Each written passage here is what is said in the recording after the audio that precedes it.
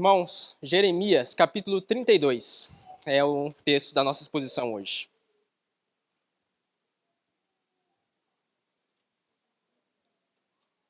Jeremias, capítulo 32. Nesse segundo semestre de 2023, nós ouvimos uma exposição a respeito de toda a carta aos Filipenses. Passamos 3 meses meditando na carta aos Filipenses. Posteriormente, iniciamos uma série a respeito da soberania de Deus e das doutrinas da graça. Vimos quão gracioso Deus é em nos alcançar, quão soberano Ele é em nos dar vida. Vimos o nosso estado de total depravação, de corrupção total e quão vis nós realmente somos, mas vimos a graça de Deus que nos elege incondicionalmente antes da fundação do mundo e expia os nossos pecados pelo sacrifício de Jesus Cristo. Vimos também que Ele faz isso através da sua graça eficaz. E veremos hoje que essa graça eficaz é poderosa para nos preservar até o final. Jeremias, capítulo 32, versículo 40 apenas.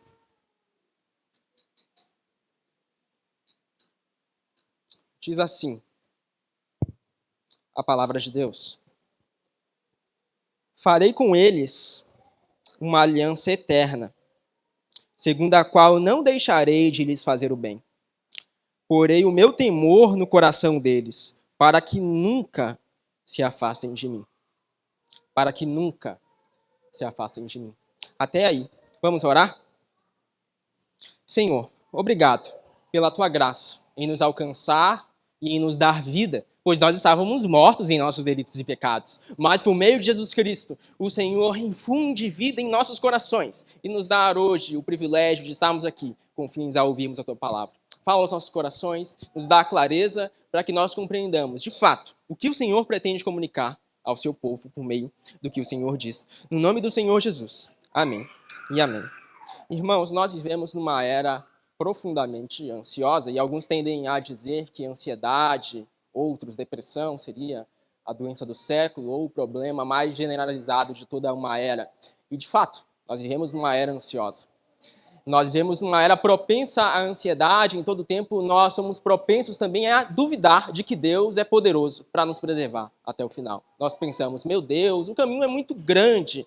No final das contas, o Senhor nos chama para uma caminhada cheia de obstáculos. E no final das contas, não sei. Eu tenho medo. Eu não sei se o Senhor vai me conduzir até o fim mesmo. Eu não sei se, em meio a todos esses sofrimentos, obstáculos e dor que nós passamos, eu não sei se eu vou ter forças para chegar até lá. E no final das contas nós olhamos demais para nós mesmos, para o eu vou ter força de chegar lá e nos esquecemos do Deus que é poderoso para nos preservar até o final, porque Ele tem força para nos conduzir até lá. Se você é ansioso, pois bem, o profeta Jeremias também era. Na verdade, se você ler o livro do profeta Jeremias, e hoje, na verdade, nós passearemos pelo livro do profeta Jeremias, por mais que tenhamos lido apenas um versículo no início. Se você ler o profeta Jeremias desde o início, você vai ver um profeta ansioso. Por mais que essa palavra não conste lá, você vê ansiedade em Jeremias. Sim, quando Deus chama Jeremias, Jeremias sente medo, sente ansiedade. Ele até questiona Deus, Senhor, tem certeza mesmo? Eu não sei, Senhor, se eu sou capaz de ir ao povo como o Senhor está falando para que eu faça. Eu não sei se existe força dentro de mim. E então Deus diz a Jeremias, Jeremias, eu te escolhi.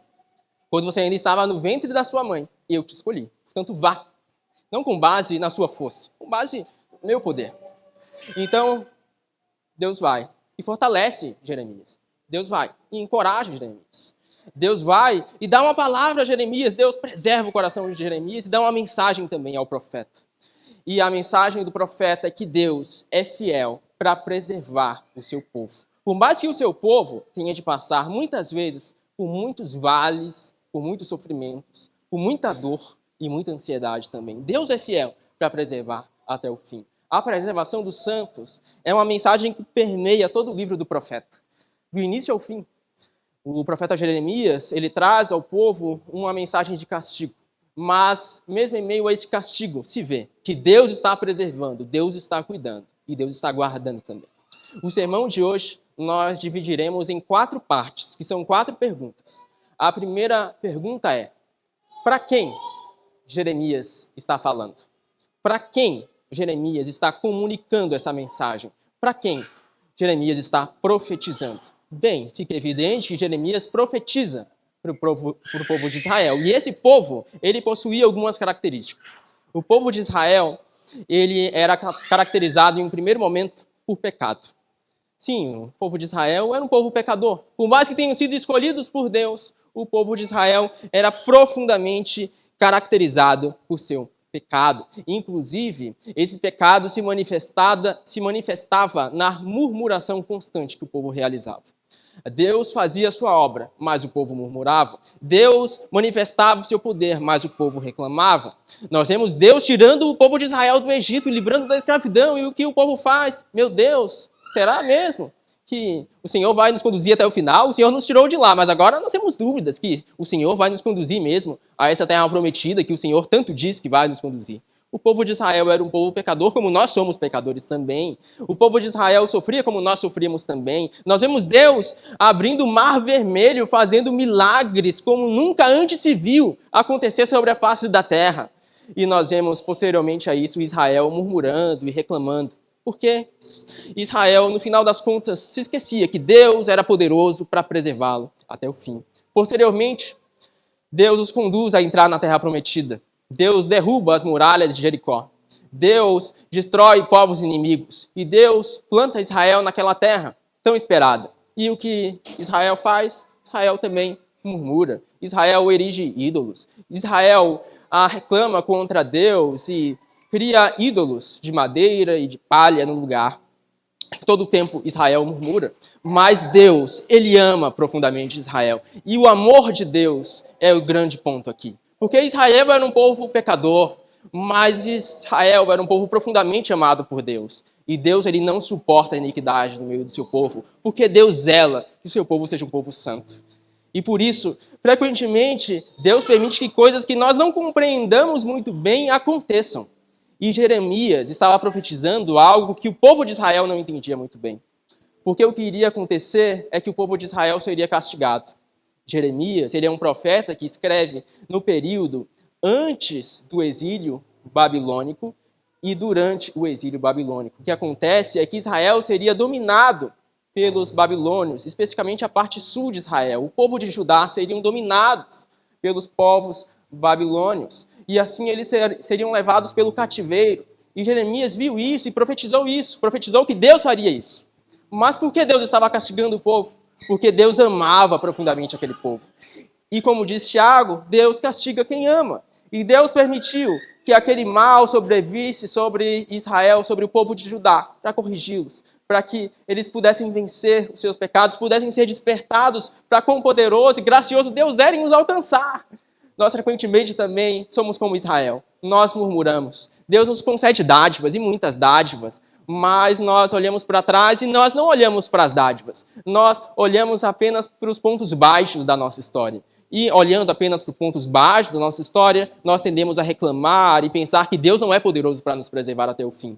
Porque parece que a nossa memória é excelente para lembrar-se das coisas ruins que aconteceram, mas ela é muito fraca quando nós lembramos das dádivas de Deus. Parece que quando nós pensamos nas dádivas, rapidamente nós temos um branco e tudo desaparece. Nós nos esquecemos de tudo o que Deus já realizou em nossas vidas. E porque nós nos esquecemos de tudo o que Deus realizou, nós então pensamos que Deus ele não irá preservar. Mas Deus estava chamando Israel a se lembrar de todos os seus feitos poderosos, de tudo o que ele já tinha feito por Israel durante o Egito, durante sua peregrinação no deserto e agora na Terra Prometida. E Deus estava convocando o povo de Israel a lembrar-se que sim, ele é fiel para preservá-lo até o final. Ele é fiel, por mais que Israel tenha pecados e pontos que crescer, Deus é cheio de misericórdia e chama o seu povo ao arrependimento. E agora, pois bem, nós chegamos ao capítulo 32. É o capítulo que nós lemos o versículo no início. E o capítulo 32... o povo de Israel já está sitiado, Jerusalém já está sitiada pelo povo babilônio. E agora o povo vê que aquela profecia que Jeremias tinha feito de que, de fato, Jerusalém seria sitiada por um povo que o levaria cativo, estava se cumprindo. Pois agora eles olhavam ao redor das muralhas de Jerusalém e viam soldados. Eles viam soldados perto das portas da cidade, já não conseguiam nem sair nem entrar para comprar alimentos. A cidade estava sitiada e havia sofrimento ali. Esse é o contexto do capítulo 32. Inclusive, nós lemos as seguintes palavras nos 3 primeiros versículos do capítulo 32. Jeremias 32, versículo 1.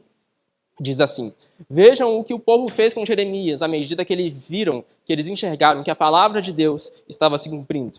Diz assim: palavra que foi dita a Jeremias, da parte do Senhor, no 10º ano do reinado de Zedequias, rei de Judá, ou 18º ano do reinado de Nabucodonosor. Ora, nesse tempo, o exército do rei da Babilônia cercava Jerusalém. E o profeta Jeremias estava preso no pátio da guarda que estava no palácio do rei de Judá, pois Zedequias, rei de Judá, o havia encerrado, dizendo: como você ousa profetizar que o Senhor Deus disse que entregará essa cidade nas mãos do rei da Babilônia e que este a conquistará? Veja que o povo fica revoltado quando ele vê que a profecia está se cumprindo. Agora eles veem uns soldados, o que eles fazem com Jeremias? Pegam Jeremias e o prendem, porque eles não querem que a palavra de Deus se cumpra. Veja o estado de corrupção e de pecado a que o povo de Judá chegou, a ponto de sequer ouvir a palavra de Deus. Então Deus permite que, de fato, os babilônios dominem Jerusalém. Deus permite, de fato, que os babilônios venham adentrar aquelas muralhas e aquelas portas para que o povo fosse despertado, porque aquele povo era um povo amado. Aquele povo estava cego, mas Deus não queria isso para eles. Deus queria despertá-los. Deus queria dar um acordar dos seus corações para que eles pudessem ver quão misericordioso Deus era em alcançar, mesmo no vale em que se encontravam, mesmo no pecado em que se encontravam. Em Jeremias 32, versículo 20, nós vemos o profeta Jeremias lembrando ao povo quão gracioso Deus já tinha sido. Diz assim a palavra de Deus, Jeremias 32, versículo 20, fizeste sinais e maravilhas na terra do Egito até o dia de hoje, tanto em Israel como em toda a humanidade, e assim adquiriste a fama que tens até o dia de hoje. Tiraste o teu povo de Israel da terra do Egito com sinais e maravilhas, com mão poderosa e braço estendido, e com grande espanto, e lhe deste essa terra que com juramento prometeste aos seus pais, terra que mana leite e mel. Entraram nela e dela tomaram posse, mas não obedeceram à tua voz, nem andaram na tua lei. De tudo o que lhes mandaste que fizessem, nada fizeram. Por isso trouxeste sobre eles todo este mal. Veja, Deus traz para Israel todo esse mal, porque eles eram um povo amado. Deus os queria despertar. Deus os queria os fazer despertar para a realidade do seu pecado, para que, vendo o seu pecado, eles possam se prostrar perante o Deus, que é poderoso para lhes salvar. Por que Deus faz assim? Porque Deus, ele permite com que o mal aconteça, porque ele não faz com que Israel seja despertado de um modo mais simples. Bom, isso eu não sei te explicar, porque as Escrituras não dizem. Mas esse é o modo de Deus, de fazer o seu nome glorificado. Deus é sábio para saber precisamente o que o nosso coração precisa. E às vezes o nosso coração, por mais difícil que isso possa ser, precisa passar por momentos de vales para que seja despertado para a glória e a bondade de Deus. A primeira característica do povo de Israel, a quem o profeta Jeremias estava falando então, é que era um povo pecador. Mas não só. A segunda característica do povo de Israel é que Israel era um povo sofredor. Sim, eles sofriam. Para além do pecado, havia muito sofrimento ali. Havia muitas pessoas em Israel que eram justas e que elas estavam sofrendo por causa da impiedade de outras. Jeremias, por exemplo, é um desses profetas que eram justos. Ele era um homem temente a Deus. E ele não entendia muito bem, meu Deus, por que o Senhor permite que o justo sofra com o ímpio? E, no fim das contas, Jeremias questiona no seu livro, por que, Senhor? Por que o Senhor permite com que isso aconteça com todos? Inclusive com aqueles que te temem em Israel, e não somente com os que te abandonaram. Por que, Senhor, permite com que isso aconteça? Com que o sofrimento sobrevenha sobre aqueles que te temem? E Jeremias, ele faz esse questionamento a Deus. Por que, Senhor? E ele expressa sua sinceridade no capítulo 12. Jeremias 12, versículo 1, diz assim: justo serias, Senhor, justo serias, se eu apresentasse a minha causa diante de ti. No entanto, preciso falar contigo a respeito da justiça, porque o caminho dos ímpios prospera. E aqui, quando ele tem ímpios em mente, ele tem em mente aqueles povos babilônios que estavam dominando o povo de Deus. Veja, os ímpios estavam prosperando. Aquele povo que tinha um monte de ídolos erigidos, eles estavam prosperando. E estavam agora cerceando a cidade de Deus, Jerusalém. Por que, Senhor, os ímpios prosperam? Porque o Senhor resolve castigar o teu povo dessa maneira, da maneira mais difícil possível. Por que, Senhor? Não de outra forma. Por que da forma mais difícil? E Jeremias continua. Por que o caminho dos ímpios prospera? Por que todos os traidores vivem em paz? Tu os plantas e eles lançam raízes, crescem e dão fruto. E estás perto dos lábios deles, mas longe do coração. Veja, aquelas pessoas estavam cercando Jerusalém. Aquelas pessoas tinham uma pretensa aparência de piedade. Aquelas pessoas aparentavam fazer justiça, mas, na verdade, eles não amavam a Deus. E aquelas pessoas estavam prosperando, enquanto o povo de Israel estava sendo destruído. Por que, Senhor, permite que essas coisas aconteçam? Veja que Jeremias não fala somente para um povo que tem pecado. Jeremias também fala para um povo que passa por sofrimentos muito grandes e, às vezes, sofrimentos injustos também. Jeremias é conhecido jocosamente por alguns como o profeta chorão, porque ele escreve o livro das Lamentações, por exemplo. E o ministério de Jeremias é conhecido pelas lágrimas. O ministério de Jeremias é conhecido pelo choro. O choro de alguém que reconhece que existe sofrimento no mundo e, portanto, existe juízo de Deus também. Existe pecado no mundo e, portanto, juízo também. E tudo isso trazia muitas lágrimas ao coração de Jeremias. Mas, em meio a tudo isso, Deus estava lembrando que ele é fiel para preservar o seu povo até o fim, mesmo em meio ao pecado, mesmo em meio ao sofrimento. Porque a terceira característica do povo de Israel, do povo escolhido de Deus, é que o povo escolhido de Deus é um povo santo. E a esse momento fica estranho dizer, como você pode chamar o povo de Israel, que tem pecado, de um povo santo? Como você pode chamar um povo de Israel, que tem vários ídolos erigidos, enquanto Deus faz tão grandes coisas, de um povo santo?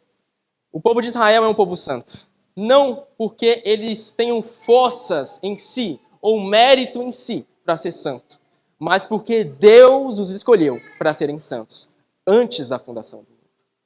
Por isso também, eu e você, se confiamos em Jesus Cristo, hoje somos santos. Por mais que tenhamos pecados e lutas diárias, por mais que tenhamos de lidar com sofrimento e dor também, nós somos santos. E o ponto da pregação hoje é: Deus preservará os santos até o fim. Por mais que muitas lágrimas tenham que permear a sua vida, por mais que muitos lamentos também tenham de caracterizar a sua existência, o povo escolhido de Deus, por meio de Jesus Cristo, por meio da obra do Redentor, é um povo santo. Nós iremos lutar contra o pecado, iremos lutar contra o sofrimento, mas Deus certamente é fiel para nos guardar até o fim. E veja que Ele é fiel para nos guardar em santidade. Alguns pensam que a doutrina da preservação dos santos, ela suporta pessoas que persistem em seus pecados, mas isso não é verdade. Jeremias deixa isso evidente. Porque Deus amava Israel, o povo escolhido do Senhor, e Ele expurgou o pecado do seu povo por meio do sofrimento. Deus permitiu com que o castigo viesse, porque Deus queria tirar o pecado do seu povo. Deus queria despertar o seu povo para que não morassem mais, mas que contemplassem as grandes dádivas do Senhor. Então, a preservação dos santos, ela nos ensina que Deus é poderoso para nos manter até o fim e para nos preservar até o fim em santidade. Portanto, a segunda pergunta que nós podemos nos fazer hoje é: quais promessas Deus concede ao seu povo que é santo? Ok, Deus nos preservará até o fim. Ok, Deus cuidará de nós e nos preservará em santidade. Mas como é que Ele faz isso? Jeremias 32, vamos entrar agora no texto propriamente. Jeremias 32, versículo 36. Agora, pois, assim diz o Senhor, o Deus de Israel, a respeito dessa cidade, da qual vocês dizem que já foi entregue nas mãos do rei da Babilônia, pela espada, pela fome e pela peste. Eis que eu os congregarei de todas as terras, para onde os dispersei na minha ira, no meu furor e na minha grande indignação. Eu os farei voltar a este lugar e farei com que nele habitem em segurança. Eles serão o meu povo e eu serei o seu Deus. Eu lhes darei um só coração e um só caminho, para que me temam todos os dias para o seu próprio bem e o bem de seus filhos. Versículo 40. Farei com eles uma aliança eterna. Farei com eles uma aliança que cessará? Não é isso que diz. Farei com eles uma aliança que dura para todo sempre. E Deus faz hoje uma aliança conosco, por meio de Jesus Cristo. Uma nova aliança, baseada no nosso mérito, baseada no mérito de Jesus. Na nossa justiça, baseada na justiça de Cristo. Baseada em algo que nós podemos fazer, baseada no que Cristo já realizou na cruz do Calvário. E essa aliança não é a aliança momentânea. Não é a aliança que pode ser quebrada, é uma aliança eterna.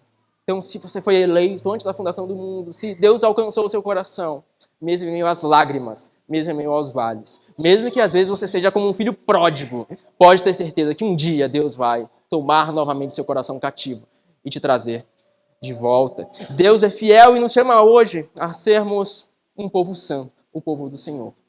Porque Deus chama um povo santo a cultuar o seu nome. E se nós nos assentamos à mesa com Jesus, Ele irá nos transformar.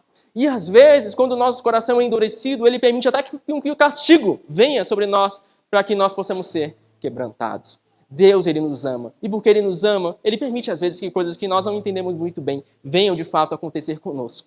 E venham a submeter o nosso corpo a muito choro, muita dor e muito sofrimento. Deus promete uma aliança eterna. Ele faz isso porque Cristo venceu na cruz do Calvário. E Cristo verteu o seu sangue, que é eficaz para nos purificar uma vez por todas. O sangue de Cristo não é como o sangue de bodes ou de carneiros, que apenas purifica momentaneamente, você novamente tem que expiar toda vez ao ano os mesmos pecados. O sangue de Cristo é poderoso para expiar os nossos pecados de uma vez por todas. Ele nos purifica por meio da cruz. E se nós confiamos nele, nós podemos ser lavados por esse sangue e podemos confiar no sangue valioso de Cristo Jesus, porque Cristo faz conosco uma aliança que dura para sempre. E Deus vai além.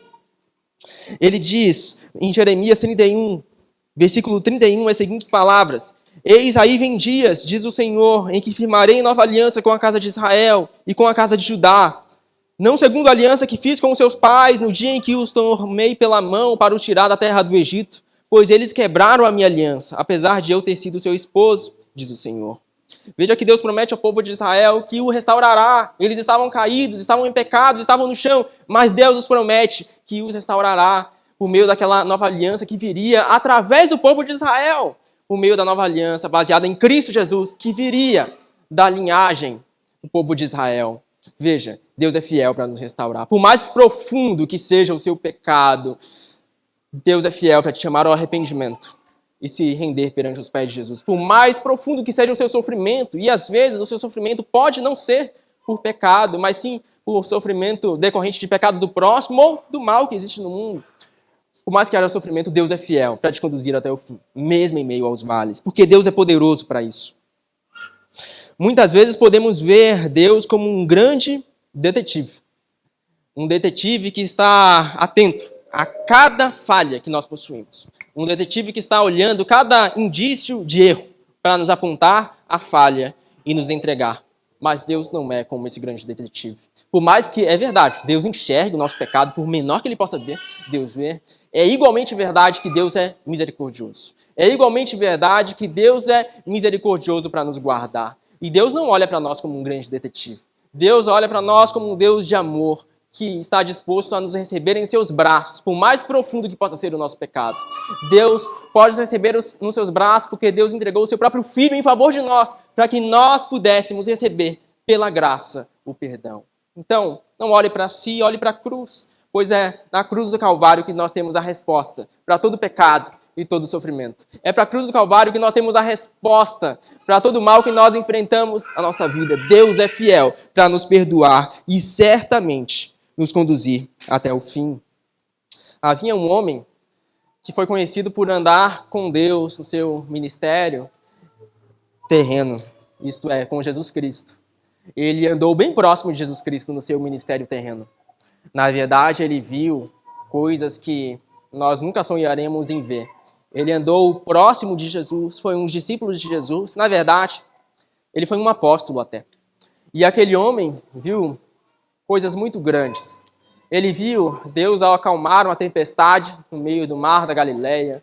Aquele homem viu Cristo se manifestar num monte e ser transfigurado. Aquele homem viu Deus realizar grandes coisas, curar endemoniados, curar pessoas leprosas. E aquele homem viu de perto, com seus próprios olhos, ele viu o poder de Deus se manifestar por meio de Jesus Cristo.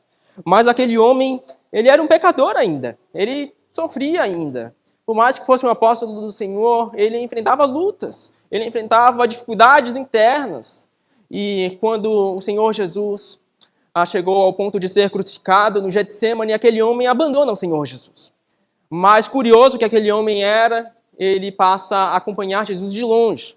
Ele vê que Jesus é levado à casa do sacerdote, ele vê que Jesus é levado para ser julgado e ele acompanha Jesus de longe. E ele vê o que fazem com Jesus. E algumas pessoas chegam perto dele e dizem: olha, eu acho o seu sotaque um pouco parecido com o daquele homem que está sendo julgado. Você, porventura, não conhece ele? E aquele homem diz: não, não o conheço. E então outra pessoa se aproxima e pergunta: olha, parece mesmo que você tem alguns traços parecidos com ele. Tem certeza que você não conhece? E novamente aquele homem diz: nunca o vi. E de novo, uma terceira pessoa pergunta: você não conhece mesmo aquele homem? Você não sabe de onde ele vem? Não, de nenhuma maneira. Eu não o conheço. E nesse terceiro momento, aquele homem percebe que ele havia negado Jesus 3 vezes. Mesmo depois de ver sinais, maravilhas e prodígios. Mas Deus é fiel. Não somente para alcançar Pedro, mas para preservar o apóstolo Pedro até o fim.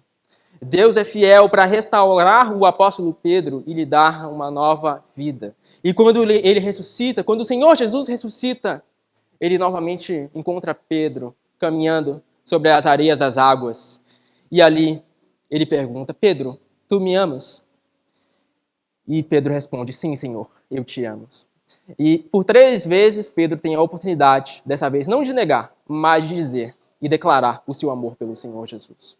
Veja, Pedro era profundamente amado por Deus. E por isso ele permitia às vezes que coisas difíceis sobrevissem sobre a vida de Pedro. Mas Deus estava sempre chamando Pedro à mudança, ao arrependimento. E veja que Pedro não permaneceu igual.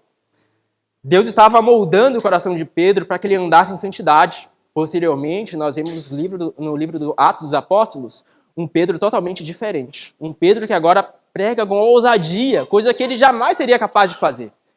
Um Pedro que proclama e é instrumento de Deus para curar vidas, coisa que outrora jamais poderia realizar. Um Pedro transformado. Porque Deus não é somente fiel para nos preservar até o final. Deus é fiel para transformar o nosso coração, para que nós possamos andar segundo o exemplo de Jesus Cristo. Por meio da nova aliança, Deus faz isso. Porque a grande promessa de Deus hoje é: Deus realiza uma nova aliança conosco, não baseada no nosso mérito, mas o que Jesus fez na cruz do Calvário. E à medida que nós confiamos no que Ele realizou, sim, nós seremos preservados em santidade até o fim. A terceira pergunta que nós podemos nos fazer juntos ao texto hoje é: quais as consequências que a preservação dos santos ela gera no coração do crente? Quais consequências a preservação dos santos ela efetua? Jeremias 32, versículo 40. Farei com eles uma aliança eterna. Segundo o quê? Segundo a qual não deixarei de lhes fazer o bem. Farei com eles uma aliança eterna, segundo a qual, em algum momento, os abandonarei. Não é isso que diz. Farei com eles uma aliança eterna, segundo a qual jamais os abandonarei. Jamais os deixarei de fazer o bem. Se nós somos preservados por Deus, nós podemos ter a garantia de que Deus jamais nos abandonará. Por mais que haja sofrimento em sua vida e muitas lágrimas também, por mais que você chegue a momentos difíceis e que você ora a Deus e diz assim: Senhor, eu não sei mais o que fazer, está muito difícil e eu não sei mais. Simplesmente eu não tenho forças em mim mesmo e eu preciso da tua graça então. Mas não é sobre você, não é sobre a sua força, é sobre o Deus que é fiel para te preservar até o final. É sobre o Deus que é poderoso para cuidar de você e para cuidar da sua alma. Ele jamais te abandonará. Por mais que você possa, às vezes, ter sentimento de abandono e sentir como se Deus não ouvisse as suas orações, por mais que, às vezes, você possa se sentir sozinho, tenha certeza, Deus sempre estará com você. Nosso papel é continuar buscando. Nosso papel é continuar clamando, porque Deus é um Deus que Ele não deixa a porta fechada para sempre aos seus servos. Uma hora Ele vai abrir, uma hora Ele vai responder e responder de um modo vivo. E quando Ele responder, você vai olhar para trás e você vai enxergar que mesmo o momento de vale foi um instrumento de Deus para fortalecer você. Mesmo o momento de sofrimento foi um instrumento de Deus para que você seja esticado e possa andar em santidade. Então, certamente Deus está no controle. E a primeira consequência da preservação dos santos é: Deus jamais vai te abandonar. A segunda consequência, segunda parte do versículo 40, porei o meu temor no coração deles, para que nunca se afastem de mim. Deus não diz que deixará o povo nas iniquidades deles, para que se afastem do Senhor. Não é isso que ele diz. Deus diz que porei meu temor no coração dele. Então, se nós somos preservados, se nós somos guardados, apacentados por Deus, nós teremos o temor dele em nossos corações. Nós não andaremos nos mesmos pecados de outrora. Nós não lutaremos com os mesmos pecados por uma vida inteira. Porque Deus vai transformar o nosso coração. Deus irá nos preservar? Vai nos perdoar? Sim, mas Deus irá tratar as nossas almas. Porque Ele irá colocar o seu temor em nossos corações. E o temor do Senhor é o princípio da sabedoria. À medida que nós andamos com o Senhor e temos o temor dEle, Ele nos dá sabedoria para que saibamos qual o caminho que Ele de fato nos direciona. Para que entendamos de fato o que Ele requer de nós em nossas vidas. Então, à medida que nós temos o temor do Senhor em nossos corações, Deus nos orientará. Ele não nos deixará como ovelhas perdidas que não conhecem seu pastor. Nós seremos como ovelhas bem ordenadas, desfrutando do pasto do Senhor. Sim, porque Deus alcançará o nosso coração e transformará todas as coisas em nossa vida. Por mais que notas menores sejam permitidas, às vezes, por Deus, na grande melodia da vida, fato é que mesmo as notas menores e as harmonias destoantes cooperam para o bem daqueles que amam a Deus e que são chamados de acordo com seus propósitos, pois Deus é soberano para cumprir tudo o que Ele requer e tudo o que Ele planejou para nós em nossas vidas. Portanto, se Deus te chamou, Ele vai te chamar, ou melhor, te preservar até o fim. Jamais te abandonará. E não te abandonará. E você virá a viver uma vida de santidade. A quarta pergunta que nós podemos nos fazer hoje é... Mas antes de passar essa quarta pergunta, o Júlio já estava até anotando ali a quarta pergunta. Mas antes de passar para ela, eu lembrei de uma ilustração. Conta assim uma história de uma mulher que era pecadora. E ela tinha sido humilhada. Porque ela tinha cometido um pecado que era muito grave para a época. E quando aquelas pessoas cometiam aqueles pecados, elas normalmente eram apedrejadas. Quando uma pessoa adulterava naquela época, essa pessoa era apedrejada. E aquela mulher que era adúltera, ela foi pega, então, por alguns homens e jogada ao público. E alguns homens se reuniram, pegaram pedras nas mãos e estavam preparados para jogar aquelas pedras sobre aquela mulher. E o que Jesus faz? Jesus está lá, vendo o que aqueles homens faziam, vendo que aqueles homens estavam se preparando para apedrejarem aquela mulher. E o que Jesus pergunta? Quem não tem pecado, que esse seja o primeiro a atirar uma pedra. Então, todos aqueles homens constrangidos largam um a um as suas pedras. Então, fica somente Jesus e a mulher. E quanto a Jesus, quando só sobra a mulher ali, ele diz: olha, eu também não te condeno. Vá e não peques mais. Vá e seja a mesma? Não. Vá e não peques mais. Vá e viva uma vida de santidade. Porque se Deus nos preserva, Ele também nos chama a uma vida de santidade. Porque efeitos da preservação dos santos são tanto a presença de Deus para todo sempre na nossa vida, quanto uma vida de santidade que exalta o seu nome. Agora sim nós podemos chegar à quarta pergunta. Nós podemos nos perguntar: o que é a preservação dos santos, afinal? Nós vimos no texto de Jeremias os efeitos da preservação dos santos. Nós vimos que isso tem consequências na vida dos eleitos, mas nós não chegamos a uma definição formal ainda. A preservação dos santos é a convicção de que se Deus chama seus eleitos, Ele é fiel, não somente para chamar, mas também para te preservar até o fim. Deus te escolheu antes da fundação do mundo, incondicionalmente, apesar das suas condições, e manifestou a graça eficaz em sua vida. E pelo sacrifício e expiação na cruz do Calvário, Ele agora é fiel para te preservar até o fim. Pois como diz o texto de Filipenses que nós lemos, o Deus que começou a boa obra em nós, Ele é fiel para completá-la até o dia de Cristo Jesus. E naquele dia, quando Ele voltar, não haverá mais choro, não haverá mais lágrima, não haverá mais dor, pranto ou sofrimento. Mas Cristo trará a plenitude. Cristo trará a vida plena para todo sempre. E ali não haverá mais pecado, não haverá mais dor. nem sofrimento. Não haverá mais coisas que aflijam as nossas almas e embaraçem a nossa caminhada, porque Cristo voltará e voltará para nos buscar. E naquele dia, nós poderemos viver para Ele para sempre, adorando, celebrando a sua bondade e a sua misericórdia para conosco. O sofrimento, às vezes, ou melhor, quase sempre, não pode ser explicado. E a verdade é que ninguém melhor do que Jó para elucidar isso. Jó foi um homem chamado por Deus, um homem temente a Deus, um homem que amava ao Senhor. Um homem que, de fato, tinha se rendido aos pés do Redentor. Por mais que Cristo não tivesse vindo ainda, ele confiava que, sim, no final das contas viria um Redentor que se levantaria sobre a terra. Jó confiava em Deus. Jó era um homem temente a Deus. E porque Jó era um homem temente a Deus, ele enfrentou sofrimentos, não somente decorrentes do seu pecado, mas sofrimentos também decorrentes de forças malignas e até do pecado do seu próximo.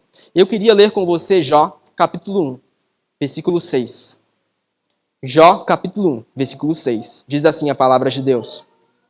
No dia em que os filhos de Deus vieram apresentar-se diante do Senhor, veio também Satanás entre eles. Então o Senhor perguntou a Satanás, de onde você vem? Satanás respondeu ao Senhor, de rodear a terra e passear por ela. E o Senhor disse a Satanás, você reparou no meu servo Jó? Não há ninguém como ele na terra. Ele é um homem íntegro e reto que teme a Deus e se desvia do mal. Então Satanás respondeu ao Senhor, será que é sem motivo que Jó teme a Deus? Não é verdade que tu mesmo puseste uma cerca ao redor dele, da sua casa e de tudo que ele tem? Abençoaste a obra de suas mãos e os seus bens se multiplicaram na terra. Mas estende a tua mão e toca em tudo que ele tem, para ver se ele não blasfema contra ti na tua face. Então o Senhor disse a Satanás, você pode fazer o que quiser com tudo que ele tem, só não estenda a mão contra ele. Então Satanás saiu da presença do Senhor. Um dia, quando os filhos e as filhas de Jó comiam e bebiam vinho na casa do irmão mais velho, veio um mensageiro a Jó e lhe disse, os bois estavam lavrando e as jumentas estavam pastando junto a eles. De repente, os sabeus atacaram e levaram tudo. Mataram os servos a fio, de espada. Só eu consegui escapar para trazer a notícia. Enquanto este ainda falava, veio outro mensageiro e disse, fogo de Deus caiu do céu e queimou as ovelhas e os servos, destruindo todos eles. Só eu consegui escapar para trazer a notícia. Enquanto este ainda falava, veio outro mensageiro e disse, os caldeus se dividiram em 3 bandos, atacaram os camelos e os levaram embora. Mataram os servos a fio de espada. Só eu consegui escapar para trazer a notícia. Também este ainda falava quando veio o outro e disse, os seus filhos e as suas filhas estavam comendo e bebendo vinho na casa do irmão mais velho. De repente, eis que se levantou um vento muito forte do lado do deserto e bateu contra os 4 cantos da casa. Ela caiu sobre os jovens e eles morreram. Só eu consegui escapar para trazer a notícia. Então, Jó se levantou, rasgou o seu manto, rapou a cabeça, prostrou-se em terra e adorou. E disse, nu saí do ventre de minha mãe e nu voltarei. O Senhor o deu e o Senhor o tomou. Bendito seja o nome do Senhor. Jó não sabia explicar o sofrimento. Na verdade, Jó sequer sabia que aquilo havia sido um plano de Satanás para afligir a sua alma. Jó não entendia muito bem. Era um sofrimento injusto. Jó era um homem temente a Deus. Mas aquilo permitiu com que... Deus permitiu com que aquilo acontecesse. Porque Deus sabia, ao contrário de Satanás, Deus sabia que ele é poderoso. Deus é poderoso para preservar Jó até o fim. E Deus sabia que no final das contas aquilo redundaria em glória e louvor a Deus. Porque Jó era um homem fiel e Deus o preservaria. Deus não somente permite que Satanás vá a Jó e o tente e tire todos os seus bens. Deus também capacita Jó a passar por aqueles momentos difíceis, aprovado, de pé, confiante no Senhor, reconhecendo que o nome de Deus é bendito. Assim também Deus nos dá força hoje, em meio a todos os momentos que nós possamos enfrentar, para passar pelos vales mais profundos, pois Deus é fiel, para utilizar até os vales mais profundos, para fortalecer a nossa fé. E saiba que Jó saiu fortalecido. Nós vemos ao curso do livro de Jó 40 capítulos de questionamentos de Jó. Jó foi fiel, sim, mas é bom dizer, Jó tinha muitas dúvidas. E nós vemos as dúvidas de Jó por meio do seu livro. Jó jamais blasfemou contra Deus, mas Jó não entendia muito bem o sofrimento e por isso ele questionou em diversos momentos a Deus. Mas no final das contas, Jó tem um encontro com Deus como nunca antes teve. E em Jó 42, versículo 1, nós lemos assim. Depois de Jó, ou melhor, de Deus já ter falado com Jó, Jó respondeu ao Senhor e disse, versículo 2, bem sei que tudo podes, e nenhum dos teus planos pode ser frustrado. Tu perguntaste, quem é este que sem conhecimento encobre os meus planos? Na verdade, falei do que eu não entendia. Coisas que são maravilhosas demais para mim, coisas que eu não conhecia. Disseste, escute, porque eu vou falar, farei perguntas e você me responderá. Eu te conhecia, só de ouvir, mas agora os meus olhos te veem. Por isso me abomino e me arrependo no pó e na cinza. Jó era um homem temente a Deus, mas mesmo no homem temente a Deus, sempre existem muitas áreas ainda a serem trabalhadas. E assim era na vida de Jó. E no final das contas, Deus usou até o sofrimento para fortalecer Jó e tratar aquelas áreas que precisavam ser tratadas. Então, assim como Deus é fiel para capacitar Jó, Deus é fiel também para nos capacitar hoje, mesmo em meio aos momentos mais difíceis. E Deus certamente irá nos preservar até o fim. Assim como estava preservando o povo de Israel, estava preservando especificamente Jó aqui. Talvez você esteja tomado por uma ansiedade profunda e talvez você se sinta abatido no seu dia a dia. Talvez você olhe para as coisas ao seu redor e, meu Deus, eu não sei se eu vou dar conta de tudo. São muitas responsabilidades e muitas tarefas e no final das contas, Senhor, eu não sei se eu não vou desanimar no meio da caminhada. Para você, a preservação dos santos tem a ensinar que Deus é fiel. Não somente para te chamar e te trazer aqui, mas é fiel para te capacitar e preservar até o fim. Deus é poderoso. Por mais que você não veja muito bem como Ele vai fazer isso, pode ter certeza que Deus irá fazer isso. E o que Ele requer de você? Obediência. Somente isso. Nada mais. Seja obediente. Por mais que seja difícil a situação, continue caminhando.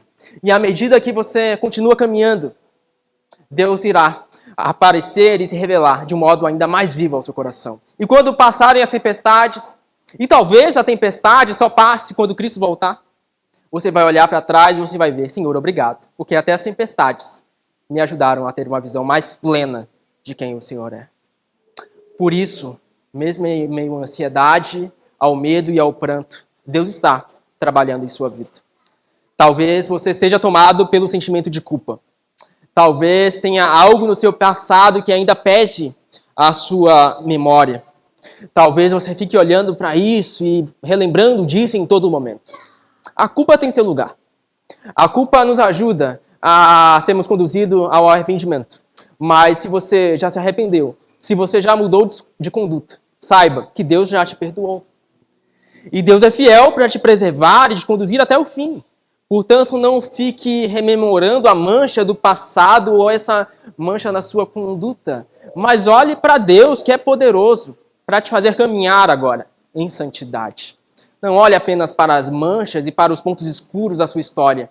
Olhe para o que Deus está fazendo agora, na sua vida, ao te revelar Cristo Jesus. E siga adiante, em obediência, no temor do Senhor. Pois é isso que Ele nos chama a fazer. Porque Ele perdoa as nossas culpas por meio de Cristo. Porque Cristo, de uma vez por todas, é poderoso para expiar os nossos pecados. Talvez você esteja sofrendo por conta do pecado do seu próximo, ou por fontes malignas, e talvez não saiba disso. Então você olha ao seu redor e realmente não entende muito bem. Meu Deus, é tudo muito confuso na minha vida, e existem dores, e eu pensei que, quem sabe, o Senhor pudesse deixar com que obstáculos para a Nova Jerusalém fossem em menor número. Mas parece que quando mais nós caminhamos, mais obstáculos aparecem. E você não entende muito bem. O mesmo Deus que permite esses obstáculos é o Deus que é fiel para te preservar também. Portanto, não olhe para os obstáculos. Olhe para a força que há em Deus para cuidar de você. E saiba que no final da caminhada, por mais que você tenha passado por obstáculos imensuráveis e muito grandes, você não pode nem sequer descrever com palavras, saiba que, no final das contas, tudo terá cooperado para o bem da sua alma. Por fim, nós chegamos não somente ao fim de um sermão, nós chegamos ao fim de uma série de mensagens. Nós chegamos ao fim de uma série de mensagens a respeito das doutrinas da graça.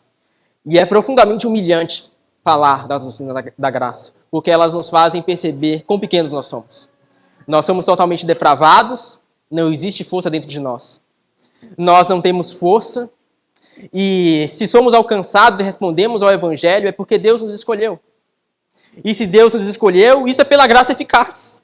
Então, Deus nos lança ao chão, nos mostra a nossa fraqueza, mas, ao mesmo tempo, nos mostra o seu imensurável poder. As doutrinas da graça nos mostram que não é nada a respeito de nós. É tudo a respeito de Jesus Cristo. É profundamente humilhante ouvir que nós somos fracos e frágeis. Nós, muitas vezes, podemos não gostar de ouvir isso. Mas Deus é poderoso para nos fortalecer, mesmo em meio à nossa fraqueza, mesmo em meio à nossa falta de força, para que, através da nossa fraqueza, se veja que o poder provém não de nós, provém do Deus Altíssimo. Portanto, e confiando na graça soberana de Deus, celebrando o seu imensurável poder, nós possamos confiar que esse Deus, Ele certamente nos preservará até o fim. Amém? Eu queria te convidar a orar comigo. Se você puder, se coloque de pé. Vamos orar juntos e pedir a Deus que Ele nos abençoe. Vamos pedir a Deus confiança, mesmo em meio à luta, mesmo em meio ao pranto, mesmo em meio à dor, mesmo em meio ao sofrimento. Vamos orar juntos, irmãos. Senhor, obrigado, pois o Teu plano é perfeito. Nós temos uma mente muito limitada. Nós não entendemos muito bem as coisas. Mas o Teu plano é perfeito. O Senhor sabe muito bem, não somente como nos alcançar, mas também como preservar as nossas almas até o fim. Portanto, confiando no Senhor e no Teu plano perfeito, nós possamos viver todos os nossos dias exaltando o Teu bom nome. Nos perdoa as nossas falhas. Nos perdoa as vezes que murmuramos. Nos perdoa as vezes que reclamamos e com ingratidão deixamos de ver os feitos poderosos do Senhor. E nos ajuda a olharmos para a Tua graça e bondade manifesta na cruz do Calvário. A sermos afetados pela Tua graça soberana dia após dia. Por mais que hajam lágrimas em nossos olhos e pesar em nosso coração, o Senhor é fiel para nos conduzir até o final. Não pela nossa força, não pelo nosso mérito, mas pela graça transbordante de Jesus Cristo. Obrigado por isso, Senhor. Que possamos confiar na Tua graça. E assim, pelo Teu amor, sermos preservados até o fim. Em nome do Senhor Jesus Cristo. Amém e amém.